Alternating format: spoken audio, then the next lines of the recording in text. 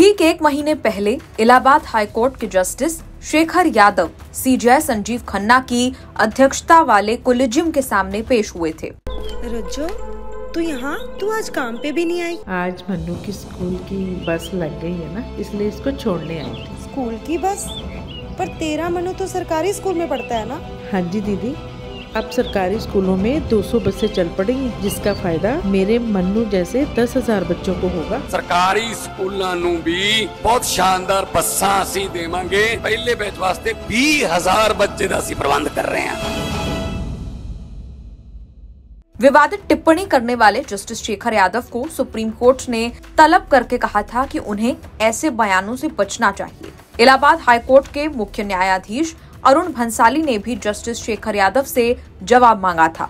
लगा था कि शेखर यादव माफी मांगकर बात खत्म कर देंगे, लेकिन ऐसा हुआ नहीं। इस साल जनवरी में सीजेआई संजीव खन्ना ने इलाहाबाद हाईकोर्ट के मुख्य न्यायाधीश अरुण भंसाली को एक पत्र लिखकर इस मामले की नई रिपोर्ट मांगी थी। उस पर जस्टिस शेखर यादव का अब जवाब आया है। इंडियन एक्सप्रेस की रिपोर्ट के मुताबिक जस्टिस यादव ने मुख्य न्यायाधीश अरुण भंसाली को पत्र लिखकर कहा है कि मैं अपने बयान पर कायम हूँ। मेरे बयान से न्यायिक व्यवस्था के किसी भी सिद्धांत का उल्लंघन नहीं हुआ है। इंडियन एक्सप्रेस की रिपोर्ट के मुताबिक जस्टिस यादव ने अपने जवाब में दावा किया है कि कुछ लोगों ने अपने निजी हित के लिए उनके भाषण को तोड़ मरोड़ कर पेश किया है।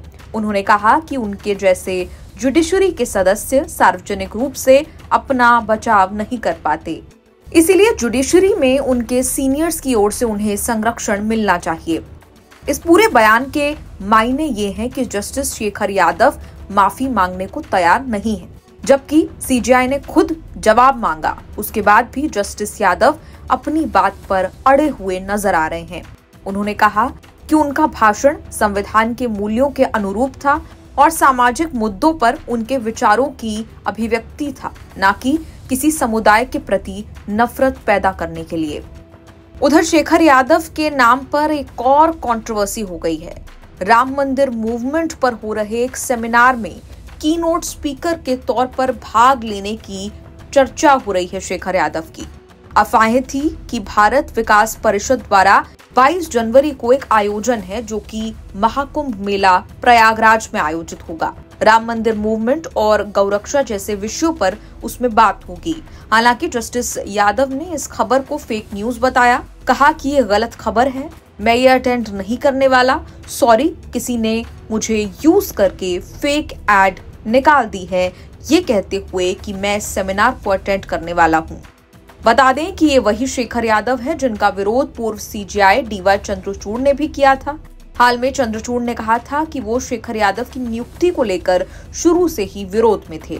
इसके लिए उन्होंने तत्कालीन सीजेआई रंजन गोगोई की अध्यक्षता वाले कोलिजियम को पत्र लिखकर शेखर यादव की इलाहाबाद हाईकोर्ट के जज के तौर पर नियुक्ति का कड़ा विरोध किया था। दरअसल पिछली 8 दिसंबर को इलाहाबाद हाईकोर्ट के जज शेखर यादव वीएचपी के लीगल सेल के कार्यक्रम में मौजूद थे।